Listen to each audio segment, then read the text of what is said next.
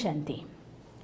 ഞാനും എൻ്റെയും എന്ന വിചാരമാണ് ഒരു മനുഷ്യനെ സംബന്ധിച്ചിടത്തോളം ഏറ്റവും വലിയ ബന്ധനം ഉണ്ടാക്കുന്നത്, അവരുടെ ഉയർച്ചയ്ക്കുള്ള മതിലുകളായിട്ട് പ്രവർത്തിക്കുന്നത്.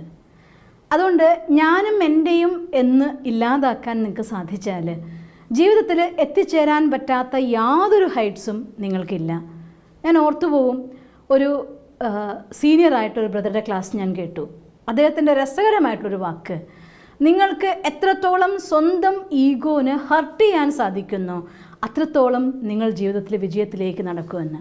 മറ്റൊരാളെ ഹർട്ട് ചെയ്യണമെന്നല്ല, ഞാൻ എൻ്റെ ഈഗോനെ ഹർട്ട് ചെയ്യാൻ സാധിച്ചാൽ എന്നുവെച്ചാൽ അർത്ഥം എത്ര കൂടുതൽ എനിക്ക് എൻ്റെ അഹങ്കാരത്തെ ഇല്ലാതാക്കിക്കൊണ്ട് വിനയം ആധാരമാക്കി പ്രവർത്തിക്കാൻ സാധിക്കുന്നോ അത്ര ഈസി ആയിട്ട് എനിക്ക് എൻ്റെ ജീവിതത്തിൽ സക്സസ്സിലേക്ക് പോകാൻ സാധിക്കും എന്നർത്ഥം.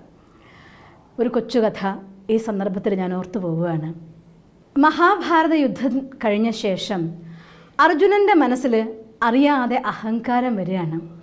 ഞാനാണ് ഏറ്റവും വലിയ വില്ലാളി വീരൻ, മഹാഭാരത യുദ്ധത്തിലെ വിജയത്തിൻ്റെ കാരണക്കാരൻ തന്നെ ഞാനാണ്, ആ വിജയത്തിൻ്റെ ശ്രേയസ് എല്ലാം എനിക്കുണ്ട്, എന്നെപ്പോലെ വില്ലാളി വീരനായിരിക്കുന്ന ആരും തന്നെയില്ല. ഇങ്ങനെയുള്ള പലവിധ ചിന്തകൾ പതുക്കെ പതുക്കെ അർജുനൻ്റെ മനസ്സിനെ ഭരിക്കാൻ തുടങ്ങി. ഒരു ദിവസം അർജുനൻ കടൽ തീരത്തുകൂടെ ഇങ്ങനെ നടക്കുകയാണ്, രാമേശ്വരം കടൽ തീരത്ത്. അപ്പം അദ്ദേഹം കാണുകയാണ്, രാമൻ കെട്ടി എന്ന് പറയുന്നതായിട്ടുള്ള ചിറയുടെ ഭാഗങ്ങളെ കണ്ടു. അപ്പോൾ അത് കണ്ടപ്പോൾ അർജുനൻ ചിന്തിക്കുകയാണ്, മനസ്സിൽ സ്വയമേവ ചിന്ത കുറച്ച് ഉറക്കിയായി പോയി പറയുകയാണ്, ഓ, എൻ്റെ പിതാമഹനായിരിക്കുന്ന രാമൻ, അദ്ദേഹം എന്തുകൊണ്ടാണ് ഈ രീതിയിലൊരു പാലം ഉണ്ടാക്കിയതെന്ന് എനിക്ക് മനസ്സിലാവാത്തത്. ഇത്രയും വില്ലാളി വീരനല്ലേ, ഒറ്റ അസ്ത്രം കൊണ്ട് വേണമെങ്കിൽ ഇതിൻ്റെ അപ്പുറത്തേക്ക് ഒരു പാലം ഉണ്ടാക്കാനുള്ള വിദ്യ എനിക്കറിയാലോ, ഇദ്ദേഹത്തിന് എന്തുകൊണ്ട് അറിയാതെ പോയി എന്നൊക്കെ ഇങ്ങനെ സുഗതമായിട്ട് പറയുകയാണ്. അപ്പോൾ ആ സമയത്ത് അതിൻ്റെ കുറച്ച് അപ്പുറത്തായിട്ടൊരു കുഞ്ഞ് കുരങ്ങൻ ഇരിക്കുന്നുണ്ടായിരുന്നു. അപ്പോൾ ആ കുരങ്ങ് എഴുന്നേറ്റ് അടുത്ത് വന്ന് പറയുകയാണ് മറുപടിയായിട്ട്, അത് അദ്ദേഹത്തിൻ്റെ കഴിവില്ലായ്മയല്ല, വാസ്തവത്തിൽ അത്തരത്തിൽ നിരവധി ശക്തിശാലികളായിരിക്കുന്ന വാനരന്മാർക്ക് അതിലൂടെ കയറി പോകണമായിരുന്നു, അതുകൊണ്ടാണ് അദ്ദേഹം അങ്ങനെ ഒരു പാലം ഉണ്ടാക്കിയതെന്ന് പറയും.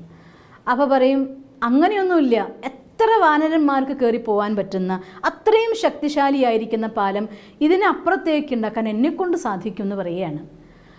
അപ്പോൾ വാനരൻ പറയും, ഈ കുഞ്ഞു വാനരനായിരിക്കുന്ന ഞാൻ വേണമെങ്കിൽ ചാടിയിട്ട് അങ്ങയുടെ പാലം പൊളിച്ചു കാണിക്കും, പിന്നെ വേണ്ടേ ആ വാനരന്മാരുടെ ശക്തി എന്നൊക്കെ. അപ്പോൾ അർജുനനുമായിട്ട് വെല്ലുവിളിയായി. അർജുനൻ പറഞ്ഞു, നോക്കിക്കോ, ഞാൻ ഇപ്പോൾ കാണിച്ചു തരാമെന്ന് പറയും. അങ്ങനെ അർജുനൻ ജപിച്ച് തൻ്റെ അസ്ത്രം അയച്ചു. വളരെ വേഗത്തിൽ തന്നെ ആ ഒരു നദിയുടെ അവിടെ നിന്ന് അപ്പുറത്തേക്ക് മനോഹരമായിട്ടുള്ളൊരു പാലം തീർക്കപ്പെട്ടു. ഈ കുരങ്ങൻ ഓടി വന്ന് ആ പാലത്തുമ്മിലേക്ക് ഒരു ചാട്ടാണ് ചാടിയതും ആ പാലം പൊളിഞ്ഞ് കുരങ്ങൻ വെള്ളത്തിൽ വീണു. അവിടെ നിന്ന് നീന്തി പുറത്തു വന്നു. ഇത് കണ്ട് അർജുനൻ ആകെ അത്ഭുത സ്തബ്ധനായിട്ട് നിൽക്കുകയാണ്. ഒരു തവണയല്ല, ഒരു തവണ കൂടെ ഞാൻ ചെയ്യാം, നീ നോക്ക്, നീ ഒരു പക്ഷേ എന്തെങ്കിലും യുക്തി ഉപയോഗിച്ചിട്ടായിരിക്കും എന്ന് പറഞ്ഞുകൊണ്ട് ഒരിക്കൽ കൂടി അർജുനൻ ചെയ്യുകയാണ്. അപ്പോൾ കുരങ്ങ് പറയും, ഒന്നല്ല 2 വട്ടം വേണേ നമുക്ക് പരീക്ഷിക്കാമെന്ന് പറയും. 2ാമത്തെ പ്രാവശ്യവും കുരങ്ങൻ ചാടിയ സമയത്ത് പാലം പൊളിഞ്ഞു. 3ാമത്തെ പ്രാവശ്യവും പാലം പൊളിഞ്ഞു. അങ്ങനെ പാലം 3 പ്രാവശ്യം പൊളിഞ്ഞപ്പോൾ അർജുനൻ ആകെ നിരാശയായിപ്പോയി. അർജുനൻ വിചാരിക്കുകയാണ്, വില്ലാളി വീരനായിരിക്കുന്ന ഞാൻ ഒരു കുരങ്ങിന് ചാടാനുള്ളതായിരിക്കുന്ന ശക്തിയിൽ പോലും ഒരു പാലം ഉണ്ടാക്കാൻ സാധിക്കാതായിരിക്കുന്നു, എനിക്കിനി ജീവിച്ചിരുന്നിട്ട് കാര്യമില്ല. അങ്ങനെ അദ്ദേഹം ഒരു ചെത കൂട്ടി അതിലേക്ക് അങ്ങ് അഗ്നി സമർപ്പണം ചെയ്യാൻ വേണ്ടി തയ്യാറെടുക്കുകയാണ്. അപ്പോൾ ഒരു ബ്രാഹ്മണൻ അവിടേക്ക് കടന്നു വരും.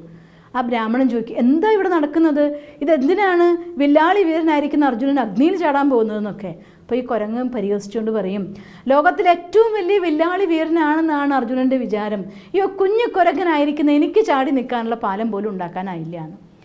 അപ്പോൾ ഈ ബ്രാഹ്മണൻ പറയണം, അങ്ങനെയോ, എന്നാൽ പിന്നെ ഞാനൊന്ന് കാണട്ടെ, ആരും കാണാത്ത കാര്യത്തെക്കുറിച്ച് എങ്ങനെ എനിക്ക് വിശ്വസിക്കാൻ സാധിക്കുക എന്ന് പറയും.